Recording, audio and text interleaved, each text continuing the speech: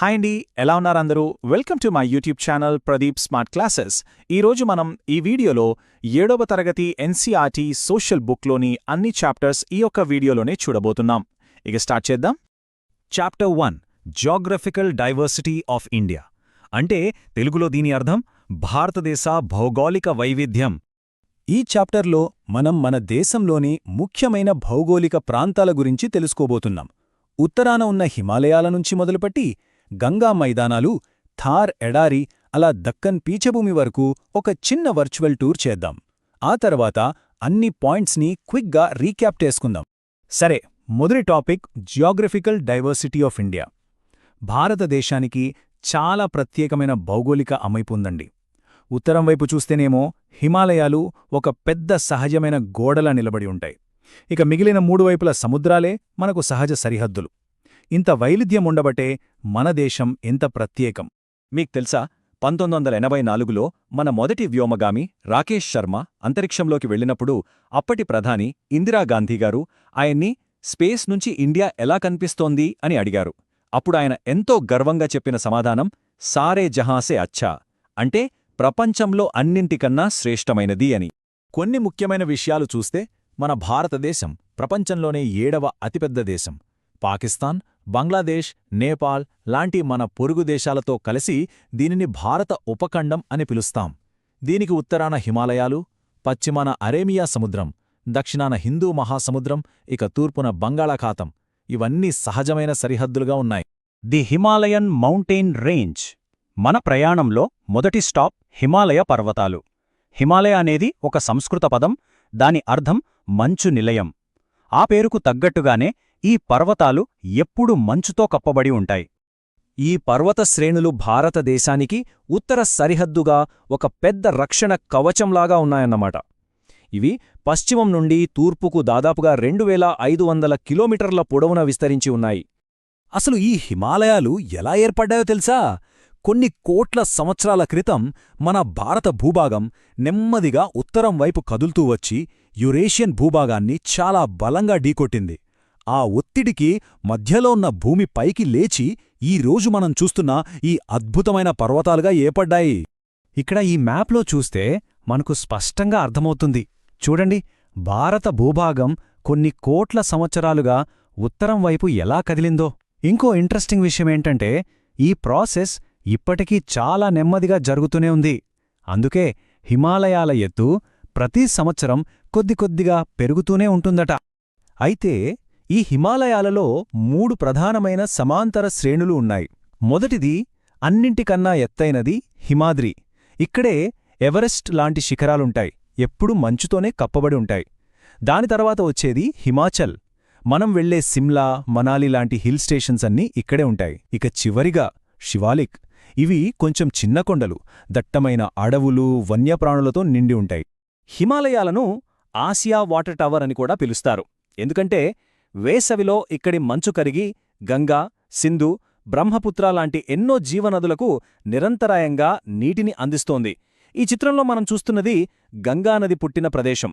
అదే గౌముఖ్ దగ్గర ఉన్న గంగోత్రి హిమానీ నదం, the fertile Gangetic plains. Okay, ఇప్పుడు హిమాలయాల నుంచి కొంచెం కిందకు అంటే దక్షిణం వైపు ప్రయాణిస్తే మనం విశాలమైన గంగా మైదానాలకు చేరుకుంటాం. ఇవి మన దేశానికి జీవనాధారం లాంటివి. ఈ మైదానాలు ఎలా ఏర్పడ్డాయంటే హిమాలయాల నుంచి ప్రవహించే నదులు తమతో పాటు చాలా సారవంతమైన ఒండ్రుమట్టినే తీసుకువచ్చి ఇక్కడ పరిచాయి. దానివల్ల ఈ ప్రాంతం మొత్తం వ్యవసాయానికి ఒక స్వర్గధామంలా మారిపోయింది. ఈ సారవంతమైన నీళ్లు ముఖ్యంగా వరి, గోధుమ లాంటి పంటలకు చాలా అనుకూలంగా ఉంటాయి. అందుకే భారతదేశ జనాభాలో చాలా పెద్ద భాగం ఈ మైదాన ప్రాంతాల్లోనే నివసిస్తూ వ్యవసాయంపై ఆధారపడి జీవిస్తున్నారు. The great Indian desert or Thar desert. మన తరువాత డెస్టినేషన్ పశ్చిమాన ఉన్న థార్ ఎడారి. ఇది చాలా పెద్ద, పొడి ప్రాంతం. ఇక్కడ చాలా బలంగా గాలులు వీయడం వల్ల ఇసుకంతా ఒకచోట నుంచి ఇంకో చోటికి కదులుతూ పెద్ద పెద్ద కొండల్లా ఏర్పడుతోంది. వీటినే ఇసుక దిబ్బలు అంటారు. ఇవి కొన్నిసార్లు 150 మీటర్ల ఎత్తు వరకు కూడా పెరుగుతాయి. ఇక్కడ జీవించడం అనేది చాలా కఠినమైన విషయం. థార్ ఎడారికి తూర్పువైపున ఆరావళి పర్వతాలుంటాయి. ఇవి ప్రపంచంలోనే అత్యంత పురాతనమైన పర్వత శ్రేణులలో ఒకటి. ఈ పర్వతాలు ఎడారి ఇంకా తూర్పువైపుకు విస్తరించకుండా ఒక సహజమైన అడ్డుకట్టలా పనిచేస్తాయి.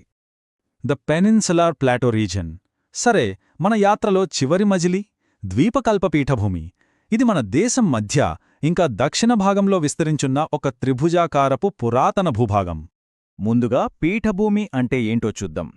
పీఠభూమి అంటే చుట్టుపక్కల ఉన్న భూమి కంటే ఎత్తుగా ఉండి పైన మాత్రం దాదాపుగా ఫ్లాట్గా అంటే చదునుగా ఉండే భూస్వరూపం. సింపుల్గా చెప్పాలంటే ఒక టేబుల్లాగా ఉంటుందన్నమాట.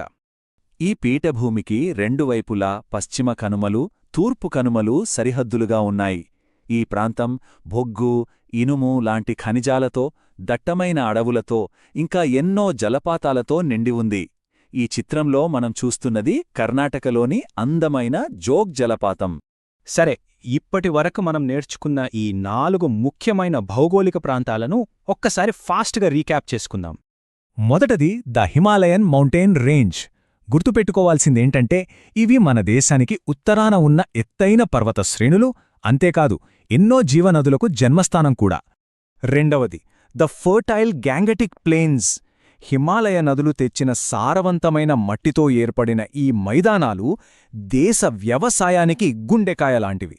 అందుకే ఇక్కడ జనాభా కూడా చాలా ఎక్కువ. మూడవది ద గ్రేట్ ఇండియన్ డెజర్ట్. ఇది మన దేశానికి పశ్చిమాన ఉన్న థార్ ఎడారి. దీని ప్రత్యేకత ఏంటంటే ఇక్కడ ఎత్తైన ఇసుక దిబ్బలుంటాయి మరియు ఇక్కడి వాతావరణం చాలా కఠినంగా ఉంటుంది. ఇక చివరిగా ద పెనిన్సులార్ ప్లాటో. ఇది పశ్చిమ తూర్పు కనుమల మధ్య ఉన్న ఒక పురాతన పీఠభూమి. ఈ ప్రాంతం ఖనిజాలకు, అడవులకు చాలా ఫేమస్. ఓకే అండి, ఈ చాప్టర్ మీకు అర్థమైంది అని అనుకుంటున్నాను. ఇప్పుడు తర్వాతి చాప్టర్ చూద్దాం. మనం రోజు చూసే ఎండ, వాన, చలి, అసలు ఈ వాతావరణం అంటే ఏంటి, అది ఎలా ఏర్పడుతుంది? రండి, ఈ విశ్లేషణలో వాతావరణం వెనుకున్న కొన్ని సైంటిఫిక్ విషయాలు తెలుసుకుందాం. మనందరి జీవితం వాతావరణంతో ముడిపడి ఉంటుంది కదా. పొద్దున్నే ఎండగా ఉంటుంది, సాయంత్రానికి ఉన్నట్టుండి వానపడచ్చు. ఇలాంటి అప్పటికప్పటి మార్పులనే మనం వాతావరణమంటాం. సింపుల్గా చెప్పాలంటే ఒక టైంలో ఒక ప్లేస్లో గాలి పరిస్థితి ఎలా ఉంది అన్నదే వాతావరణం. ఫేమస్ ఫ్రెంచ్ రచయిత మార్సెల్ ప్రౌస్ట్ ఏమన్నారంటే, వాతావరణంలో ఓ చిన్న మార్పు చాలు ప్రపంచాన్ని, మనల్ని కూడా కొత్తగా సృష్టించడానికి. ఇది ఎంత నిజమో కదా. ఒక్కసారి ఆలోచించండి, ఓ మంచి వర్షపు రోజు మన మూడ్ని ఎంతలా మార్చేస్తుందో. అయితే మరి ఇంతలా మారిపోయే ఈ వాతావరణాన్ని సైంటిస్టులు ఎలా కొలుస్తారు? ఫ్యూచర్లో ఎలా ఉండబోతుందో ఎలా అంచనా వేస్తారు? ఈరోజు మన విశ్లేషణలో మనం తెలుసుకోబోయేది సరిగ్గా ఇదే. ఇప్పుడు మనం చాప్టర్ 2 ఇంగ్లీష్లో అండర్స్టాండింగ్ ద వెదర్, తెలుగులో వాతావరణాన్ని అర్థం చేసుకోవడం. సరే, మనం మొదటి section understanding weather and atmosphere the basics. ఇందులో మనం వాతావరణం, వాయుమండలం గురించిన కొన్ని బేసిక్ విషయాలు చూద్దాం. వాతావరణం అనేది చాలా షార్ట్ టర్మ్ కండిషన్. ఉదాహరణకి, ఈరోజు బయట ఎండగా ఉంది అని చెప్పామనుకోండి, అది వాతావరణం గురించి మాట్లాడ్డమే. ఇది గంటగంటకి, రోజురోజుకీ కూడా మారిపోతూ ఉంటుంది. మరి వాయుమండలమంటే ఏంటి? సింపుల్గా మన భూమి చుట్టూ ఒక దుప్పటిలా కప్పి ఉన్న గ్యాసెస్ లేయర్ అన్నమాట. మనం పీల్చే గాలి కూడా ఈ వాయుమండలంలో ఒక భాగమే. దీన్ని మనం చాలా లేయర్సున్న ఒక కేక్లో ఊహించుకోవచ్చు. ఈ కేక్ లాంటి వాయుమండలంలో మనం ఉండేది ట్రోపోస్పియర్ అనే పొరలో. ఇది భూమికి అన్నిటికన్నా దగ్గరగా ఉంటుంది. ఇంట్రెస్టింగ్ విషయమేంటంటే, దాదాపుగా వాతావరణంలో జరిగే మార్పులన్నీ, అంటే మేఘాలు, వర్షాలు, గాలులు, ఇవన్నీ ఇక్కడే జరుగుతాయి. ఎందుకంటే భూమి నుంచి వచ్చే వేడి, తేమ అంతా ఈ లేయర్లోనే ఎక్కువగా ఉంటుంది. ఓకే, మన next section the core elements of weather, what makes the weather. అసలు వాతావరణాన్ని ఏ అంశాలు డిసైడ్ చేస్తాయో ఇప్పుడు వివరంగా చూద్దాం. ఇప్పుడు చూద్దాం ది ఎలిమెంట్స్ ఆఫ్ వెదర్. ఇందులో ముఖ్యంగా 5 అంశాలున్నాయి. మొదటిది టెంపరేచర్, అంటే గాలి ఎంత వేడిగా లేక చల్లగా ఉంది అనేది. రెండోది ప్రెసిపిటేషన్, అంటే వర్షం, మంచు రూపంలో ఆకాశం నుంచి నీరు కింద పడటం. మూడోది అట్మాస్ఫియరిక్ ప్రెషర్, మన చుట్టూ ఉన్న గాలి మనమీద కలిగించే ఒత్తిడి. నాలుగోది విండ్, అంటే గాలి కదలడం. ఇక చివరిగా హ్యూమిడిటీ, అంటే గాలిలో తేమ శాతం ఎంతుంది అనేది. మన తర్వాతి section the art of forecasting, from nature to science. వాతావరణాన్ని అంచనా వేయడం అనేది ప్రకృతిని గమనించడం దగ్గర మొదలై సైన్స్ వరకు ఎలా వచ్చిందో తెలుసుకుందాం. కొన్ని వందలేళ్ల క్రితం మన పూర్వీకులు వాతావరణాన్ని అంచనా వేయడానికి ప్రకృతి ఇచ్చే చిన్న చిన్న సంకేతాలనే ఫాలో అయ్యేవారు. ఉదాహరణకు మన పెద్దవాళ్లు కూడా చెబుతుంటారు కదా, చీమలు గుడ్లు మోసుకుని బార్లు తీరి వెళ్తే వర్షం వస్తుందని, అలాగే కొన్ని చెట్ల కాయలు మూసుకుంటే వర్షం పడుతుందని నమ్మేవారు. ఇలా జంతువులని మొక్కలని గమనించి అప్పట్లో వాతావరణాన్ని అంచనా వేసేవాళ్లు.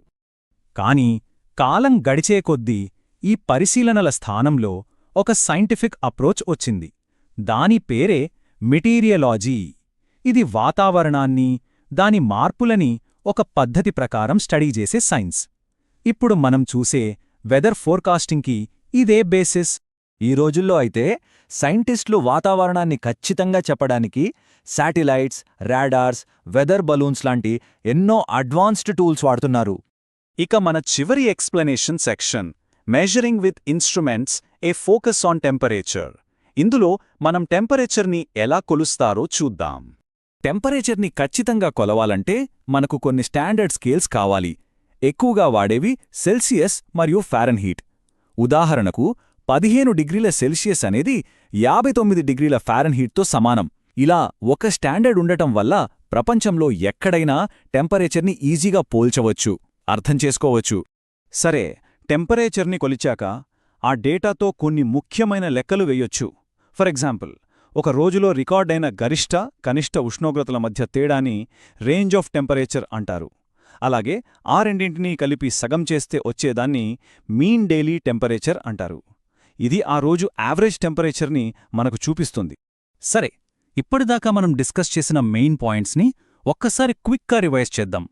1. Weather and atmosphere. వాతావరణం అంటే ఏంటి, అది మనకి దగ్గరగా ఉన్న ట్రోపోస్ఫియర్లో ఎలా ఏర్పడుతుందో తెలుసుకున్నాం. 2. The elements of weather. Temperature, precipitation లాంటి 5 ముఖ్యమైన అంశాలు వాతావరణాన్ని ఎలా డిసైడ్ చేస్తాయో చూశాం. 3. The art of forecasting. ప్రకృతిని గమనించడం నుంచి మోడర్న్ మెటీరియాలజీ వరకు వెదర్ ఫోర్కాస్టింగ్ ఎలా మారిందో నేర్చుకున్నాం.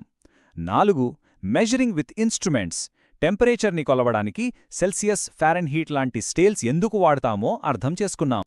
ఓకే అండి, ఈ చాప్టర్ మీకు అర్థమైంది అని అనుకుంటున్నాను. వెళ్లే ముందు ఒక చిన్న ప్రశ్న. వర్షం రావటానికి సూర్యుడే కారణం అని చెప్పడానికి ఏదైనా రీజన్ ఆలోచించగలరా? దీని గురించి ఆలోచించండి. మన భారతదేశ శీతోష్ణ స్థితి నిజంగా ఒక అద్భుతం. ఒకే దేశంలో మంచుతో కప్పబడిన పర్వతాలు, వేడి ఎడార్లు, ఇలా ఎన్నో రకాలు. సరే, ఇంత వైవిధ్యానికి కారణమేంటో ఈరోజు మనం వివరంగా తెలుసుకుందాం. అసలు మన దేశ శీతోష్ణ స్థితిలో ఇన్ని తేడాలు ఎందుకున్నాయి? ఈ ప్రశ్నకు సమాధానం వెతుకుతూ మన ప్రయాణం మొదలుపెడదాం.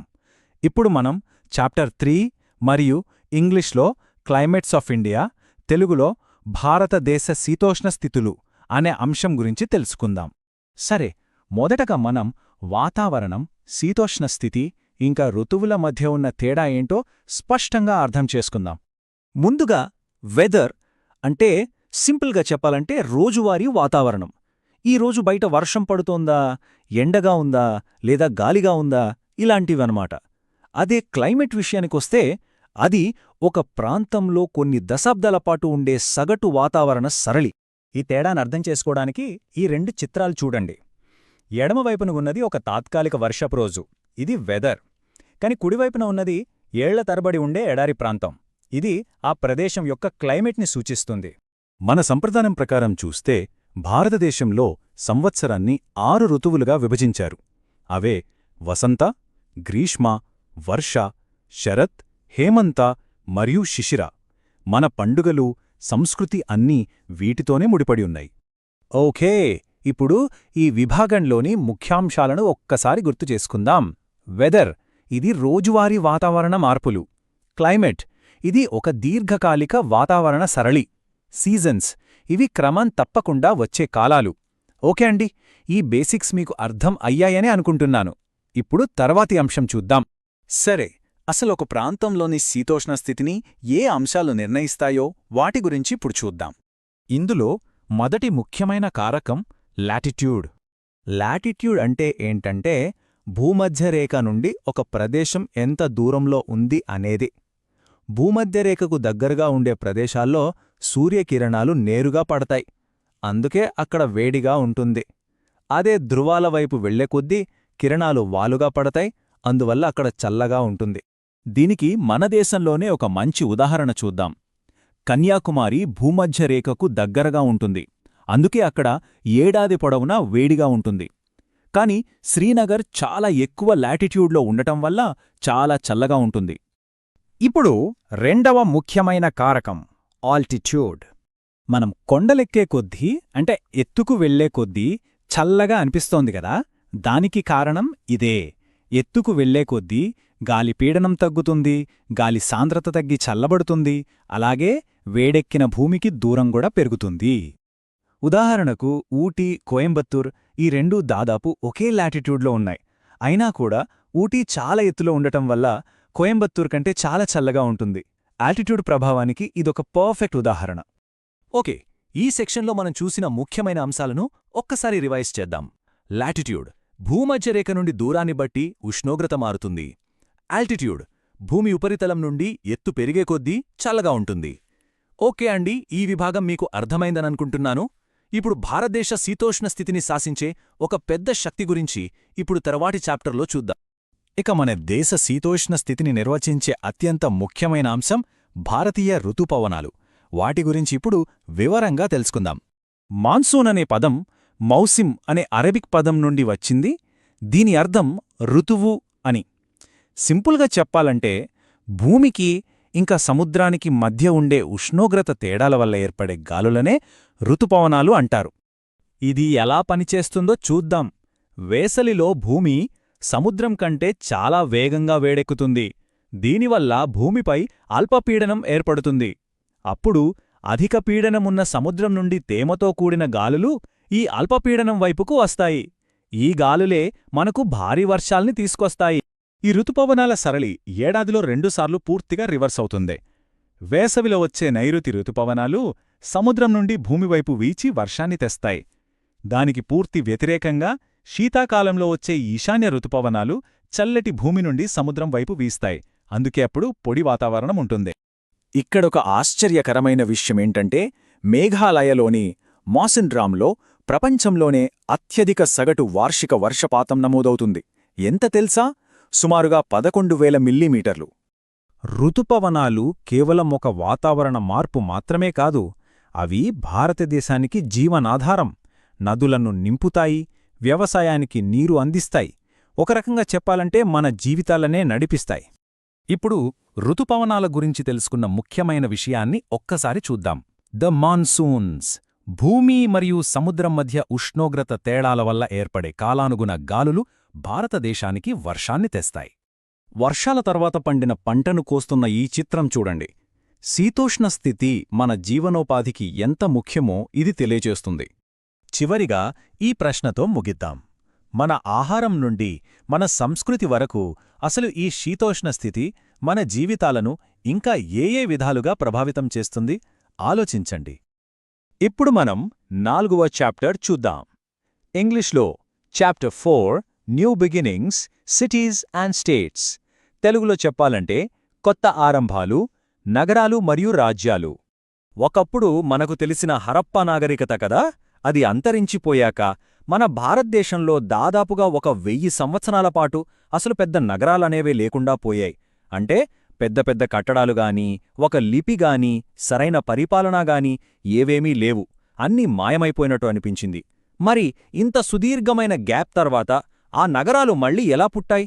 వాటి కథేంటో ఇప్పుడు చూద్దాం. సరే, మన మొదటి సెక్షన్ ఇండియాస్ సెకండ్ అర్బనైజేషన్.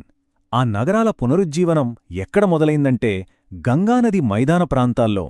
అందుకే దీన్ని చరిత్రకారులు ఇండియాస్ సెకండ్ అర్బనైజేషన్ అని పిలుస్తారు.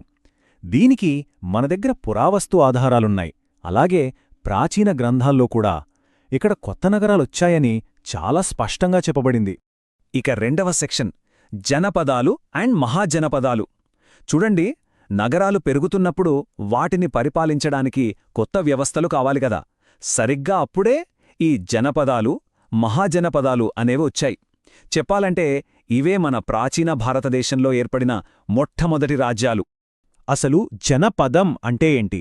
ఈ సంస్కృత పదానికి అర్థం చాలా సింపుల్ అండి. జన అంటే ప్రజలు, పదం అంటే అడుగు. సో ప్రజలు కాలు మోపిన చోటు అంటే ఒక తెగ లేదా ఒక వంశం వాళ్ళు వచ్చి స్థిరపడిన ప్రాంతమన్నమాట. కాలక్రమేణా వ్యాపారం పెరిగి వాళ్ల మధ్య సంబంధాలు బలపడి ఇలాంటి చిన్న చిన్న జనపదాలు కొన్ని కలిసిపోయి పెద్ద రాజ్యాలుగా మారాయి. వాటినే మహాజనపదాలు అని పిలిచారు. మన ప్రాచీన గ్రంథాలు మొత్తం 16 ప్రధాన మహాజనపదాల గురించి మనకు చెప్తున్నాయి. ఇక్కడ ఈ మ్యాప్లో మనం చూస్తే ఒక విషయం స్పష్టంగా అర్థమవుతోంది. వీటిలో చాలా వరకు సారవంతమైన గంగానది లోయలోనే ఉన్నాయి. ఎందుకంటే అక్కడి వ్యవసాయ సంపద, ఆ వనరులే వాటి ఎదుగుదలకు అసలైన కారణం.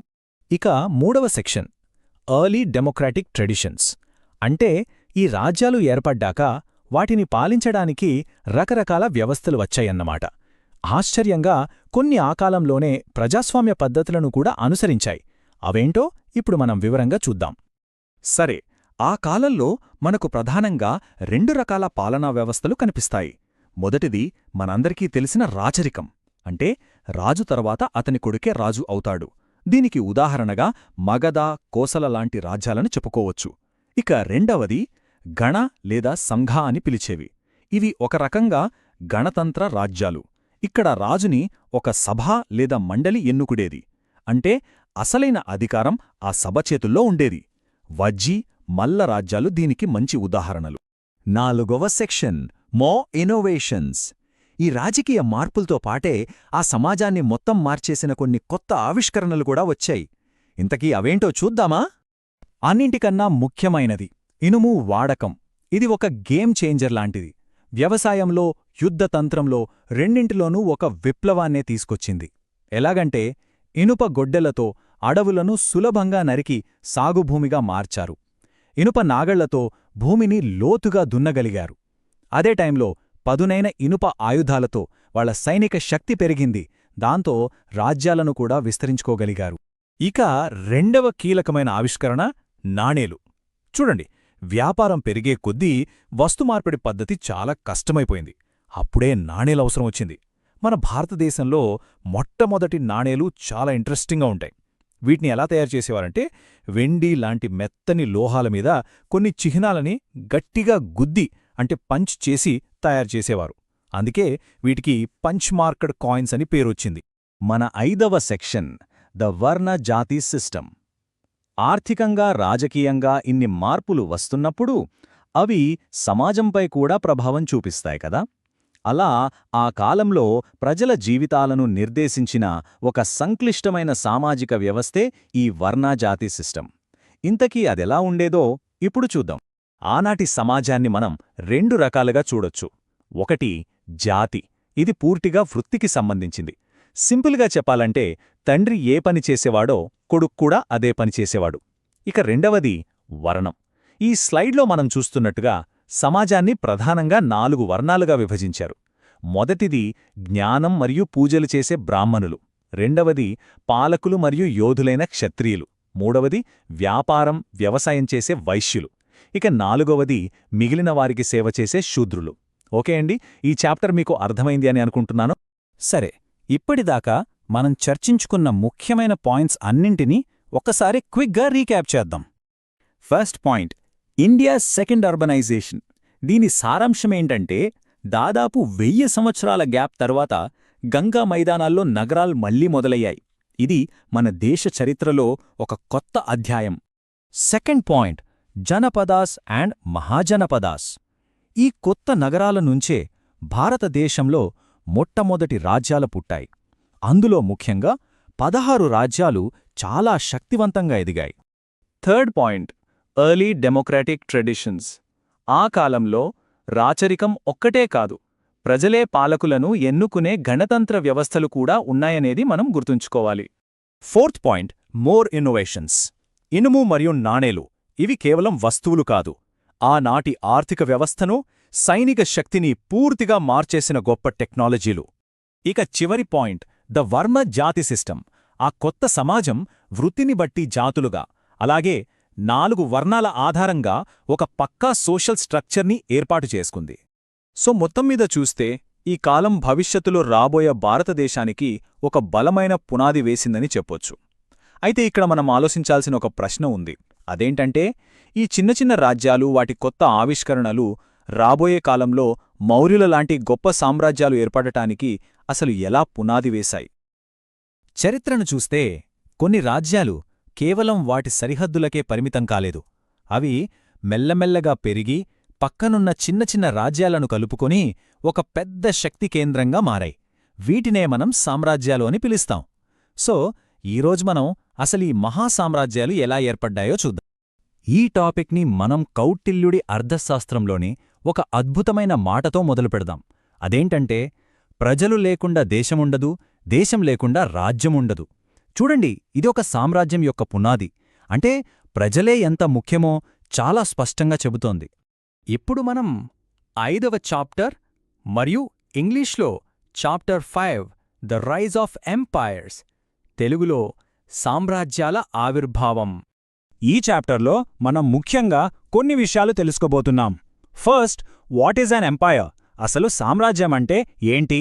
ఆ తర్వాత core features of an empire అంటే దాని ప్రధాన లక్షణాలు ఏంటి? ఇంకా ది ఎకనామిక్ ఎంజిన్, దాని ఆర్థిక వ్యవస్థ ఎలా పనిచేస్తుంది? చివరిగా వీటన్నింటినీ ఒకసారి రీక్యాప్ చేసుకుందాం. సరే, మొదటి టాపిక్లోకి వెళ్దాం. What is an umpire? Okay, అసలు సామ్రాజ్యం అంటే ఏంటి?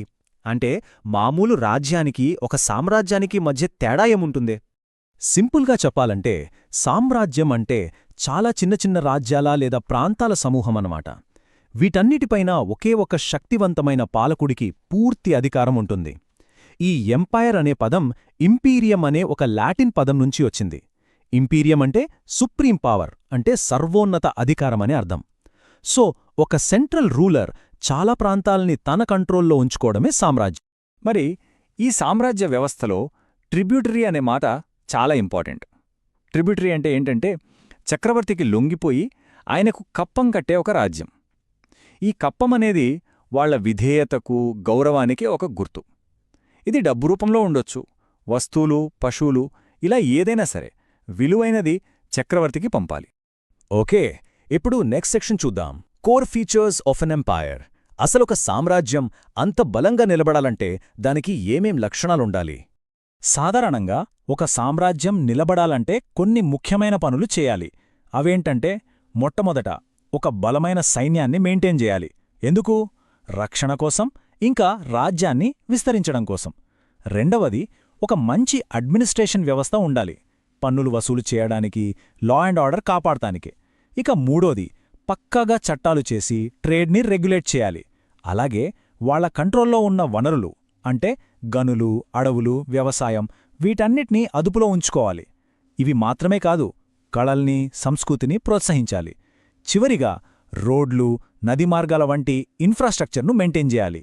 ఇవన్నీ ఉంటేనే చక్రవర్తి అధికారం బలంగా ఉంటుంది. సరే, ఇప్పుడు మనం మూడో విభాగానికి వద్దాం. The economic engine. ఆలోచించండి, ఇంత పెద్ద సైన్యాన్ని, ఇంత పెద్ద పరిపాలనను నడపాలంటే డబ్బు ఎక్కడ్నుంచి వస్తుంది?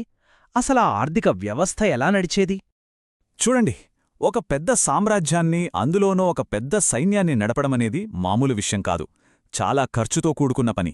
సైనికులకు జీతాలు, ఆయుధాలు, ఆహారం, వీటన్నింటికీ విపరీతమైన డబ్బు కావాలి. మరి ఆ డబ్బు రావాలంటే వాణిజ్యం జరగాలి. అందుకే భూమిపైన, సముద్రంపైన ఉన్న ట్రేడ్ రూట్స్ని తమ కంట్రోల్లో ఉంచుకోవడమనేది ఒక సామ్రాజ్యం యొక్క ఆర్థిక శక్తికి అత్యంత కీలకం. సో విషయమేంటంటే, ప్రొడక్షన్, ట్రేడ్, వీటితో నడిచే ఒక స్ట్రాంగ్ ఎకానమీనే సామ్రాజ్యాన్ని నిలబెట్టేది. అంతేకాదు, ప్రజల బాగోగులు చూడటానికి కూడా అదే ఆధారం. ఎంత ఎక్కువ ట్రేడ్ జరిగితే పాలకుడికి అంతెక్కువ పన్నులొస్తాయి, అంతెక్కువ ఆదాయం వస్తుంది. ఆ డబ్బుతోనే మళ్ళీ సైన్యాన్ని, పరిపాలనను నడపగలరు. ఇదొక సైకిల్ లాంటిదన్నమాట. ఈ ఆర్థిక వ్యవస్థలో గిల్డ్స్ లేదా శ్రేణులు అనేవి చాలా పవర్ఫుల్. ఇవి ఏంటంటే, వ్యాపారులు, చేతివృత్తులవాళ్లు, వడ్డీ వ్యాపారులు, రైతులు, ఇలా ఒకే రకమైన పని చేసేవాళ్లందరూ కలిసి ఏర్పాటు చేసుకున్న సంఘాలు. వాళ్లందరి ప్రయోజనాల కోసం పనిచేసేవి. వాణిజ్యం సజావుగా జరగడంలో ఇవి చాలా కీలక పాత్ర పోషించాయి. రైట్, ఇప్పటివరకు మనం చర్చించుకున్న విషయాలన్నిటినీ ఒక్కసారి క్విక్గా గుర్తు చేసుకుందాం. మన చివరి section recap, anatomy of an empire. Okay, చూద్దాం. First, what is an empire? అంటే ఒకే చక్రవర్తి కింద కప్పం కట్టే అనేక చిన్న రాజ్యాల సముదాయం. Next, core features of an empire అంటే సైన్యం, పరిపాలన, చట్టాలు, వనరుల నియంత్రణ లాంటి 6 ముఖ్యమైన విధులు. చివరిగా ద ఎకనామిక్ ఎంజిన్ అంటే సామ్రాజ్యం నడవడానికి కావలసిన డబ్బును అందించే వాణిజ్యం మరియు గిల్డ్స్. చరిత్రలో ఎన్నో సామ్రాజ్యాలు వచ్చాయి, పోయాయి, అది నిజమే. కాని ఒక్కసారి ఆలోచిస్తే మన నాగరికత యొక్క రాజకీయ, ఆర్థిక, సాంస్కృతిక ప్రయాణాన్ని అవి ఎంతలా ప్రభావితం చేశాయి? ఇది ఖచ్చితంగా మనం ఆలోచించాల్సిన విషయం. ఓకే అండి, ఈ చాప్టర్ మీకు అర్థమైందని అనుకుంటున్నాను. ఇప్పుడు తర్వాత చాప్టర్ చూద్దాం. ఇప్పుడు మనం చాప్టర్ 6 మరియు ఇంగ్లీష్లో ది ఏజ్ ఆఫ్ రీఆర్గనైజేషన్ సియా 185 BC 300 CE, తెలుగులో పునర్వ్యవస్థీకరణ యుగం క్రీస్తుపూర్వం 185 క్రీస్తు శకం 300, దీని గురించి మనమిప్పుడు తెలుసుకోబోతున్నాం. ఈ విశ్లేషణను మనం జగదీష్ చంద్ర బోస్ గారి యొక్క అద్భుతమైన మాటతో మొదలుపెడదాం. ఆయన చెప్పినట్టు ఈ నేల ఎన్నో మార్పులకు లోనైనా తనని తాను నిరంతరం పునరుజ్జీవింపజేసుకుంటూ సర్దుబాటు చేసుకుంటూ వచ్చింది. మనమిప్పుడు చూడబోయే కాలం సరిగ్గా అలాంటి మార్పులకు ఒక చక్కటి ఉదాహరణ అన్నమాట. ఇక్కడొక ముఖ్యమైన ప్రశ్న వస్తుంది. ఇంత పెద్ద మౌర్య సామ్రాజ్యం కూలిపోయాక అసలు ఏం జరిగింది? చరిత్రలో ఒక మహాసామ్రాజ్యం అంతమైతే ఆ స్థానంలో ఒక శూన్యత ఏర్పడదు. దానికి బదులుగా ఒక సరికొత్త పునర్వ్యవస్థీకరణకు, కొత్త శకాలకు దారితీస్తుంది. చూసారా, మౌర్యుల కేంద్ర అధికారం పడిపోగానే మొత్తం ఉపఖండంలో చాలా కొత్త ప్రాంతీయ రాజ్యాలు పుట్టుకొచ్చాయి. ఒకప్పుడు వాళ్ల కింద ఉన్నవాళ్లే ఇప్పుడు స్వతంత్ర రాజులుగా మారిపోయారన్నమాట. The Shungas, a Vedic revival. సరే, ఈ కథ మనకి ఉత్తర భారతదేశంలో మొదలవుతుంది. సుమారు క్రీస్తుపూర్వం 1850లో చివరి మౌర్య చక్రవర్తిని అతని సేనాధిపతి అయిన పుష్యమిత్ర శుంగుడే హత్యచేసి శుంగవంశాన్ని స్థాపించాడు. వీళ్ల పాలన ప్రధానంగా ఉత్తర మరియు మధ్య భారతదేశంలో సాగింది. పుష్యమిత్రుడు తన అధికారాన్ని, సార్వభౌమత్వాన్ని చాటుకోవటానికి అశ్వమేధయాగం అనే ఒక వేదకర్మను నిర్వహించాడు. అంటే ఒక గుర్రాన్ని స్వేచ్ఛగా వదిలేస్తారు. అది ఎలాంటి అడ్డంకి లేకుండా ఎంత దూరం వెళ్తే ఆ ప్రాంతమంతా ఆ రాజుదే అని అర్థం. ఇది ఒక రకంగా తన శక్తిని చాటిచెప్పడం లాంటిది. శుంగల కాలంలో వేద సంప్రదాయాలకు మళ్లీ ప్రాణం పోశారు. సంస్కృత సాహిత్యం కూడా బాగా అభివృద్ధి చెందింది. ముఖ్యంగా పతంజలి యోగసూత్రాలు లాంటివి ఈ కాలంలోనే వచ్చాయి. అయితే వాళ్లు కేవలం వైదికానికే పరిమితం కాలేదు, బౌద్ధ కళను కూడా ఆదరించారు. ఇక్కడ కనిపిస్తున్న బర్హుత్ స్తూపం, రైలింగ్స్ దీనికొక అద్భుతమైన ఉదాహరణ. ఓకే అండి, ఈ భాగం మీకు అర్థమైందని అనుకుంటున్నాను. ఇప్పుడు తర్వాతి భాగం చూద్దాం. The Satavahanas Deccan power house. వాళ్లే శాతవాహనులు. ఉత్తరాన శుంగులు ఉండగా దక్షిణాన దక్కన్ పీఠభూమిలో వీళ్లు ఒక పెద్ద సామ్రాజ్యాన్ని స్థాపించారు. నేటి ఆంధ్రప్రదేశ్, తెలంగాణ, మహారాష్ట్ర ప్రాంతాలను పాలించారు. అమరావతి లాంటి నగరాలు వాళ్ల రాజధానులుగా ఉండేవి.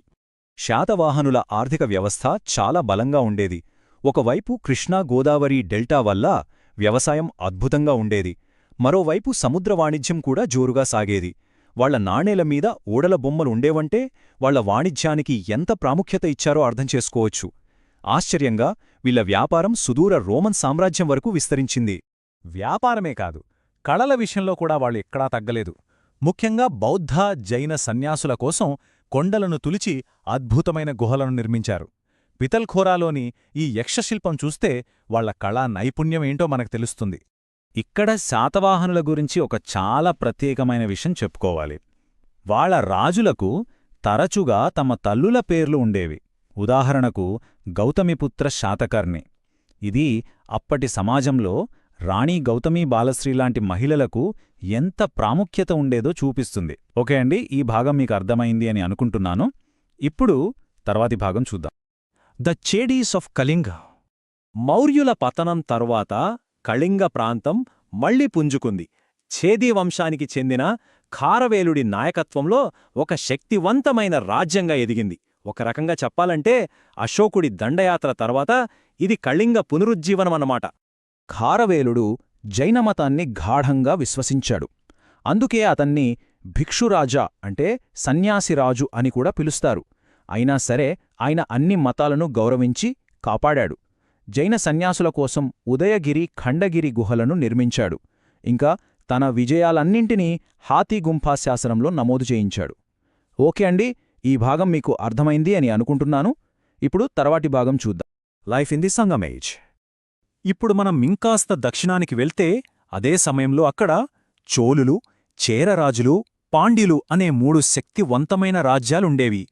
వాళ్ల కాలంలో వ్యాపారం, సంస్కృతి ఎంతగానో విలసిల్లాయి.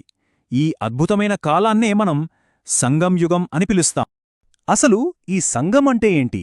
ఈ పదం సంస్కృతంలోని సంఘం అంటే ఒక సమావేశం నుంచి వచ్చింది. అప్పటి కవులు సమావేశమై రాసిన కవితల సంకలనాలనే సంగం సాహిత్యం అంటారు. ఇది దక్షిణ భారతదేశంలోనే అత్యంత పురాతన సాహిత్యం. దీని ద్వారా అప్పటి సమాజం గురించి మనం చాలా తెలుసుకోవచ్చు. ఉదాహరణకు శిలప్పదికారం లేదా కాలి గజ్జె కథ అనే ఇతిహాసం తీసుకుందాం. ఈ కథ ఈ 3 రాజ్యాల గుండా ప్రయాణిస్తుంది. కోవలన్ అనే వ్యక్తి తన భార్య కన్నగిని వదిలి వెళ్తాడు, కాని తర్వాత తిరిగొస్తాడు. వాళ్ళిద్దరూ కొత్త జీవితం కోసం మధురైకి వెళ్తారు. కాని అక్కడ అన్యాయంగా దొంగతనం నేరం మోపి పాండ్యరాజు అతనికి మరణశిక్ష విధిస్తాడు. అప్పుడు కన్నగి తన భర్త నిర్దోషి అని నిరూపించి తన కోపాగ్నితో మధురై నగరాన్ని నాశనం చేస్తుంది. ఇది న్యాయం అనే అంశాన్ని చాలా బలంగా చూపిస్తుంది. సరే, ఈ 3 రాజ్యాల గురించి ఒక్కో లైన్లో చెప్పుకోవాలంటే, కరికాల వంటి రాజులున్న చోళులు కల్లనై ఆనకట్ట కట్టడానికి ప్రసిద్ధి. కేరళపుత్రులుగా పిలువబడే చేరరాజులు రోమన్లతో సుగంధ ద్రవ్యాల వ్యాపారానికి కేంద్రంగా ఉండేవారు. ఇక పాండ్యులు వాళ్ల ముత్యాలకు ఫేమస్. వాళ్ల రాజధాని మధురై గొప్ప సాంస్కృతిక కేంద్రం, శిలప్పదికారం కథకు వేదిక కూడా. సరే అండి, ఇప్పటిదాకా మనం చూసిన ఈ పునర్వ్యవస్థీకరణ యుగంలోని ముఖ్యమైన విషయాల్ని ఒక్కసారి చకచక గుర్తు చేసుకుందాం. ద శుంగాస్, వీళ్లు మౌర్యులు తరువాత ఉత్తరాన వేదకర్మలను పునరుద్ధరించారు. ద శాతవాహనస్, దక్కన్ను పాలించారు. వ్యాపారంలో గొప్పవాళ్లు, రాతి శిల్పకళను పోషించారు. ద చేడీస్, జైనరాజు ఖారవేరుడి నాయకత్వంలో కళింగలో మళ్లీ ప్రాముఖ్యత పొందారు. ద సంగం ఏజ్, ఇది చోళులు, చేరరాజులు, పాండ్యుల యొక్క దక్షిణ యుగం. సాహిత్యం, సంస్కృతితో చాలా గొప్పది. కాబట్టి మనం అర్థం చేసుకోవాల్సిందేంటంటే, ఈ పునర్వ్యవస్థీకరణ యుగం ఒక అంధకార యుగం కాదు. ఇది ప్రాంతీయ సంస్కృతులు, రాజ్యాలు ఎంతో చైతన్యవంతంగా విలసిలిన కాలం. మరి ఈ విషయం గొప్ప సామ్రాజ్యాల పతనాన్ని మనం చూసే దృష్టిని ఎలా మారుస్తోంది? ఒక్కసారి ఆలోచించండి. ఇప్పుడు మనం చాప్టర్ 7 ద గుప్తా ఎరా and age of tyreless creativity అంటే 7వ అధ్యాయం గుప్తయుగం. ఇది అల్పెరుగని సృజనాత్మకతకు నిలయమైన కాలం. భారతదేశ చరిత్రలో గుప్తుల కాలాన్ని ఒక గోల్డెన్ ఏజ్ అని అంటారు. ఎందుకంటారా? ఎందుకంటే ఆ టైంలోనే కళలు, సాహిత్యం, సైన్స్ అద్భుతంగా డెవలప్ అయ్యాయి. దానికొక బెస్ట్ ఎగ్జాంపుల్ మనం ఇక్కడ చూస్తున్న అజంతా గుహలు. సరే, ఇక ఈ అద్భుతమైన యుగం గురించి వివరంగా తెలుసుకుందాం. A new power emerges. మరి ఇంత గొప్ప సామ్రాజ్యం ఎలా మొదలయ్యింది? ఒక కొత్త శక్తి ఎలా పుట్టుకొచ్చిందో ఇప్పుడు చూద్దాం. సుమారు 1700 సంవత్సరాల క్రితం, అంటే 3rd సెంచురీ CEలో అనుకోండి. అప్పటిదాకా నార్త్ ఇండియాను రూల్ చేసిన కుషాన్ ఎంపైర్ మెల్లమెల్లగా బలహీనపడిపోయింది. దీంతో అక్కడొక పవర్ గ్యాప్ వచ్చేసింది. ఇదే మంచి టైం అని చెప్పి కొన్ని కొత్త శక్తులు పుట్టుకొచ్చాయి. ఆ శక్తుల్లోనే ఒకటిగా ఈరోజు మనం ఉత్తరప్రదేశ్ అని పిలుస్తున్న ప్రాంతంలో గుప్తులు తమ ప్రయాణం మొదలుపెట్టారు. స్టార్టింగ్లో చిన్న చిన్న రూలర్స్గా ఉన్న మెల్లమెల్లగా వాళ్ల పవర్ను పెంచుకుని ఒక పెద్ద సామ్రాజ్యాన్నే స్థాపించారు. ఆర్ట్, ఆర్కిటెక్చర్, లిటరేచర్, సైన్స్ ఇలా చాలా ఫీల్డ్స్లో వాళ్ల టైంలో అద్భుతమైన డెవలప్మెంట్ జరిగింది. అందుకే ఈ కాలాన్ని చరిత్రలో అంత స్పెషల్గా చెప్తారన్నమాట. The iron pillar of Delhi. గుప్తుల కాలం నాటి స్కిల్స్కి, టెక్నాలజీకి ఒక అద్భుతమైన ఉదాహరణ గురించి ఇప్పుడు మనం తెలుసుకోబోతున్నాం. ఇది ఢిల్లీలోని మెహ్రౌలీలో ఉంది. ఈ ఇనుప స్తంభం ఆ కాలంలో మనవాళ్లకు మెటలర్జీలో అంటే లోహశాస్త్రంలో ఎంత నైపుణ్యం ఉందో చెప్పడానికి ఒక బెస్ట్ ఎగ్జాంపుల్. చూడ్డానికి సింపుల్గా ఉన్నా దీని వెనుక ఒక పెద్ద అద్భుతం దాగి ఉంది. దానిమీద ఆనాటి రాజుల గురించి చెప్పే కొన్ని శాసనాలు కూడా ఉన్నాయి. అసలు ఆశ్చర్యపోయే విషయమేంటంటే ఈ పిల్లర్ వయసు 1600 సంవత్సరాలు. ఇన్నేళ్లుగా ఎండకి వానకి తడుస్తున్నా ఇప్పటికీ ఒక్క చిన్న తుప్పుమరక కూడా లేకుండా నిలబడింది. నమ్మడానికి కొంచెం కష్టంగా ఉంది కదా. దీని బరువు 6 టన్నులకు పైనే ఉంటుంది. దీని కట్టించింది గుప్త చక్రవర్తి అయిన 2వ చంద్రగుప్తుడు. విష్ణువుకి డెడికేట్ చేస్తూ దీన్ని నిర్మించాడు. మరి దీనికి తుప్పు పట్టకపోవడానికి సీక్రెట్ ఏంటి అని సైంటిస్టులు చెప్తున్నారంటే, దీన్ని తయారు చేయడానికి వాడిన స్పెషల్ ఐరన్ గాలితో రియాక్ట్ అయ్యి దాని చుట్టూ ఒక పల్చటి ప్రొటెక్టివ్ లేయర్ను ఫామ్ చేస్తుందట. అదే దాన్ని ఇన్ని వందల ఏళ్లుగా కాపాడుతూ వస్తోంది. Important Gupta rulers. రైట్. ఇంతటి గొప్ప సామ్రాజ్యాన్ని కట్టిన ఆ ముఖ్యమైన గుప్తరాజులెవరో ఇప్పుడు తెలుసుకుందాం. ఈ గుప్తవంశంలో ముగ్గురు చాలా ఇంపార్టెంట్ రూలర్స్ ఉన్నారండి. ఒకరి తర్వాత ఒకరొచ్చారు. ఫౌండర్ మొదటి చంద్రగుప్తుడు, ఆయన కొడుకు గొప్ప వారియర్ సముద్రగుప్తుడు, ఆయన కొడుకు ఆర్ట్స్ను బాగా ఎంకరేజ్ చేసిన రెండవ చంద్రగుప్తుడు. సింపుల్గా చెప్పాలంటే తాత, తండ్రి, మనవుడు అన్నమాట. ఈ వంశానికి పునాది వేసింది మొదటి చంద్రగుప్తుడు. ఈయనే రెండవ చంద్రగుప్తుడికి తాతగారు. తెలివైన పెళ్లి సంబంధాల ద్వారా తన రాజ్యాన్ని బాగా విస్తరించి ఎంపైర్కు ఒక స్ట్రాంగ్ ఫౌండేషన్ వేశాడు. ఇక మొదటి చంద్రగుప్తుడి కొడుకు సముద్రగుప్తుడు. ఈయన ఒక గ్రేట్ వారియర్. ఆయన సాధించిన విజయాల గురించి, ఆయన పరాక్రమం గురించి వాళ్ల ఆస్థాన కవి హరిసేనుడు ప్రయాగరాజులో ఉన్న ఒక పిల్లర్ మీద చాలా గొప్పగా రాశాడు. దాన్నే మనం ప్రయాగ ప్రశస్తి అని పిలుస్తాం. ఒక చిన్న కన్ఫ్యూజన్ క్లియర్ చేద్దాం. ఇందాక మనం ఐరన్ పిల్లర్ మీద చంద్ర అని పేరుంది అనుకున్నాం కదా. ఆ చంద్రుడు మౌర్య వంశాన్ని స్థాపించిన చంద్రగుప్త మౌర్యుడు ఒక్కరు కాదు. పిల్లర్ మీదున్నది గుప్తవంశానికి చెందిన రెండవ చంద్రగుప్తుడు. వీళ్ళిద్దరి మధ్య కొన్ని వందల సంవత్సరాల గ్యాప్ ఉంది. ఈ రెండవ చంద్రగుప్తుడికి విక్రమాదిత్య అనే టైటిల్ కూడా ఉండే. సరే, ఇప్పుడిదాకా మనం మాట్లాడుకున్న మెయిన్ పాయింట్స్ అన్నీ ఒకసారి క్విక్గా చూసేద్దాం. A new power emerges. కుషాణుల పతనం తర్వాత గుప్తులు ఉత్తర భారతదేశంలో ఒక కొత్త శక్తిగా ఎదిగారు. The iron pillar of Delhi. 1600 ఏళ్లుగా తుప్పుపట్టని ఢిల్లీ ఇనుప స్తంభం వాళ్ల టెక్నాలజీకి గొప్ప నిదర్శనం. Important Gupta rulers. మొదటి చంద్రగుప్తుడు, సముద్రగుప్తుడు, రెండవ చంద్రగుప్తుడు. వీళ్లే ఈ వంశాన్ని గొప్ప స్థాయికి తీసుకెళ్లిన ముఖ్యమైన పాలకులు. ఓకే అండి, ఈ చాప్టర్ మీకు అర్థమైంది అని అనుకుంటున్నాను. ఇప్పుడు తర్వాతి చాప్టర్ చూద్దాం. ఇప్పుడు మనం chapter 8 how the land becomes sacred. అంటే ఒక భూమి పవిత్రమైనదిగా ఎలా మారుతుంది, అసలొక ప్రదేశానికంత పవిత్రత ఎలా వస్తుంది, దాని వెనుకున్న నమ్మకాలు, సంప్రదాయాలేంటో ఈ అధ్యాయంలో చూద్దాం. సరే, మొదటి సెక్షన్ డిఫైనింగ్ సేక్రెడ్నెస్. అంటే పవిత్రత అనే మాటకు అర్థమేంటి, అసలు దేన్ని మనం పవిత్రమంటాం? సింపుల్గా చెప్పాలంటే ఒక చోటుకి ఒక ప్రత్యేకమైన మతపరమైన లేదా ఆధ్యాత్మికమైన ప్రాధాన్యత ఉండటమే పవిత్రత. ఆ ప్రదేశం మన గౌరవానికి, భక్తికి అర్హమైనదిగా మారడమన్నమాట. అయితే ఈ పవిత్రత అనేది కేవలం ఒక గుడికో లేదంటే ఒక కట్టడానికో మాత్రమే పరిమితం కాదు తెలుసా. కొన్నిసార్లు మనం చేసే తీర్థయాత్ర ఉంటుంది కదా, ఆ మొత్తం దారికి, ఆ ప్రయాణంలో కనపడే ఆ భూభాగం మొత్తానికి కూడా ఆ పవిత్రత వర్తిస్తుంది. మన భారతదేశంలో చూస్తే ఇక్కడ పుట్టిన మతాలైనా సరే, బయటనుంచి వచ్చినవైనా సరే, ప్రతి మతానికి వాళ్ళకంటూ సొంత పవిత్ర స్థలాలున్నాయి. ఇంకా ఆసక్తికరమైన విషయమేంటంటే ఈ ప్రదేశాలను ఇతర మతాల వాళ్లు కూడా చాలా గౌరవంతో సందర్శిస్తూ ఉంటారు. ఉదాహరణకి బౌద్ధమతాన్ని తీసుకుంటే బుద్ధుడు తిరిగిన ప్రదేశాలుగాని లేదా ఆయన అవశేషాలు భద్రపరిచిన చోట్లుగాని చాలా పవిత్రమైనవిగా చూస్తారు. ఎందుకంటే ఆ ప్రదేశాల్లో ఆయన శక్తి, ఆయన బోధనలు ఇంకా ఉన్నాయని వాళ్ళ నమ్మకం. దీనికి సాంచిలోని మహాస్తూపం ఒక అద్భుతమైన ఉదాహరణ. ఇక రెండవ విభాగానికొస్తే ద జర్నీ ఆఫ్ పిల్గ్రిమేజ్. పవిత్ర స్థలాల గురించి మాట్లాడేటప్పుడు తీర్థయాత్రల గురించి చెప్పకుండా ఉండలేం.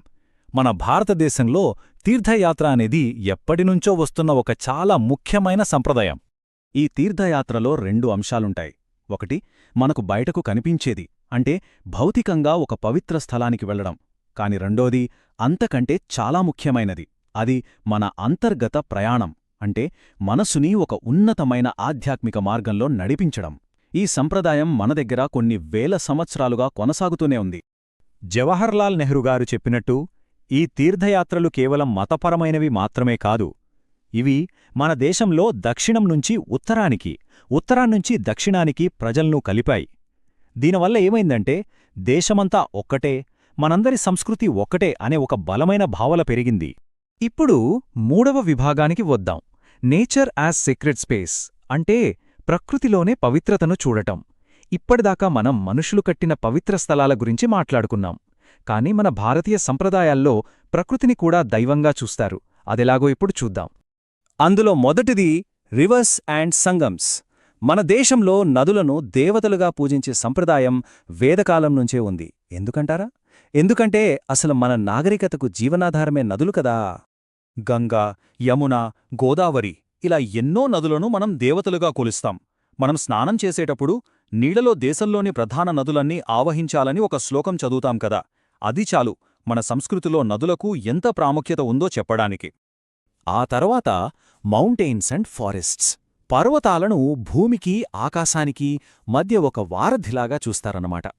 అందుకే కదా ఎంత కష్టమైనా సరే కొండల మీదున్న గుడికి నడిచి వెళ్లడాన్ని ఒక గొప్ప ఆధ్యాత్మిక సాధనగా భావిస్తారు. అలాగే trees, forests and sacred groves. ఇక ప్రకృతిలో మరో ముఖ్యమైన అంశం చెట్లు, అడవులు. మన సంస్కృతిలో కొన్ని రకాల చెట్లను దైవంతో సమానంగా చూసి పూజిస్తాం. దీనికి బెస్ట్ ఎగ్జాంపుల్ రావి చెట్టు. హిందూ, బౌద్ధ, జైన మతాలు మూడింటిలోనూ దాన్ని పవిత్రంగా భావిస్తారు. అలాగే అడవుల్లో కొన్ని ప్రాంతాల్ని దేవతలుండే ప్రదేశాలుగా నమ్ముతారు. వాటినే పవిత్ర వనాలు లేదా సేక్రెడ్ గ్రోవ్స్ అంటారు. వాటిని చాలా జాగ్రత్తగా కాపాడుకుంటారు. ఈ పవిత్ర వనాలు అంటే దేవతలు నివసించే చోట్లు అనే నమ్మకం. భారతదేశంలోని వేర్వేరు ప్రాంతాల్లో వీటికి రకరకాల పేర్లున్నాయి. ఉదాహరణకు మలయాళంలో కావు అంటారు, మరాఠీలో దేవరాయ్ అని పిలుస్తారు. శతాబ్దాలుగా అక్కడి ప్రజలే వీటిని కాపాడుకుంటూ వస్తున్నారు. దానివల్ల మనకు తెలియకుండానే జీవవైవిధ్యం కూడా రక్షించబడుతోంది. ఇక 4వ విభాగానికి వస్తే మ్యాపింగ్ ఎ సేక్రెడ్ జాగ్రఫీ. భారతదేశంలో ఉన్న పవిత్ర స్థలాలన్నీ ఎక్కడో ఒకటి, అక్కడో ఒకటి విడివిడిగా లేవు. నిజానికి అవన్నీ ఒకదానితో ఒకటి కనెక్ట్ అయ్యుంటాయి. ఒక పెద్ద నెట్వర్క్ లాగా అనమాట. దీన్నే మనం సేక్రెడ్ జాగ్రఫీ అంటున్నాం.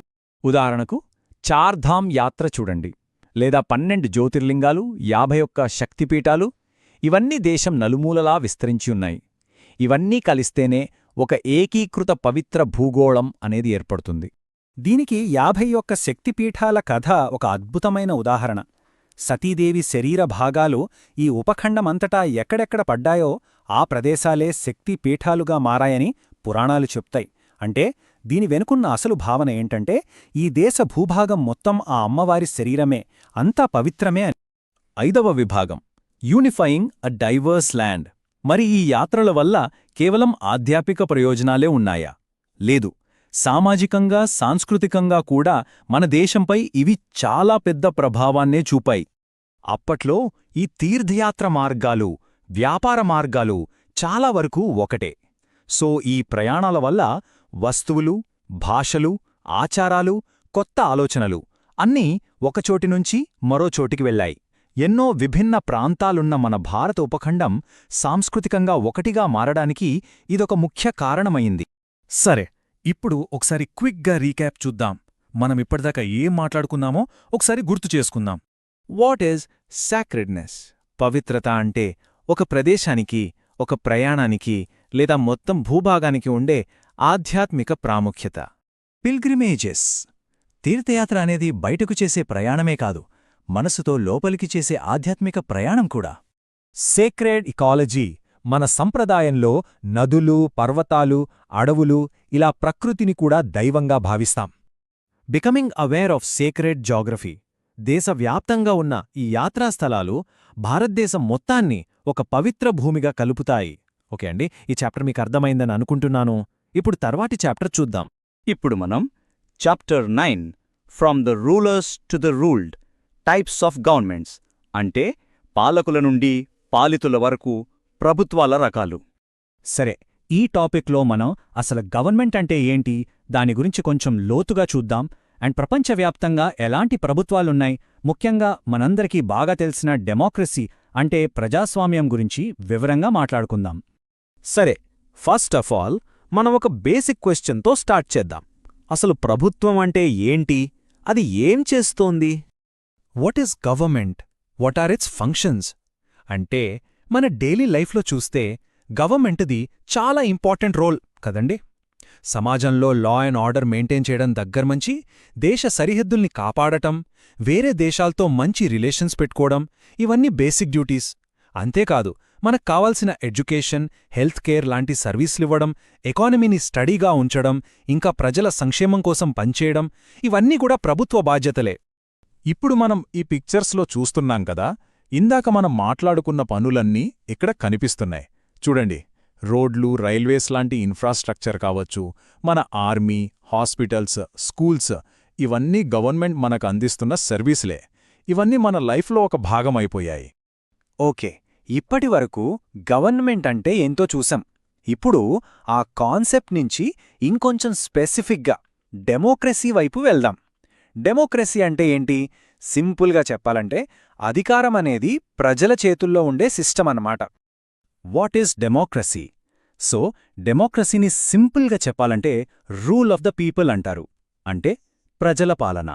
దీని మీనింగ్ ఏంటంటే ఒక డెమోక్రాటిక్ కంట్రీలో ఫైనల్ పవర్ అంతా దేశ ప్రజల చేతుల్లోనే ఉంటుందన్నమాట. దీన్నింకా బాగా అర్థం చేసుకోవడానికి ఒక చిన్న స్కూల్ ఎగ్జాంపుల్ చూద్దాం. అనగనగా ఒక స్కూల్. ఆ స్కూల్లో స్టూడెంట్స్ ప్రాబ్లమ్స్ని, వాళ్ల సజెషన్స్ని మేనేజ్మెంట్కి చెప్పడానికి ఒక స్టూడెంట్ కమిటీ ఉండాలి అని హెడ్ టీచర్ అనుకున్నారు.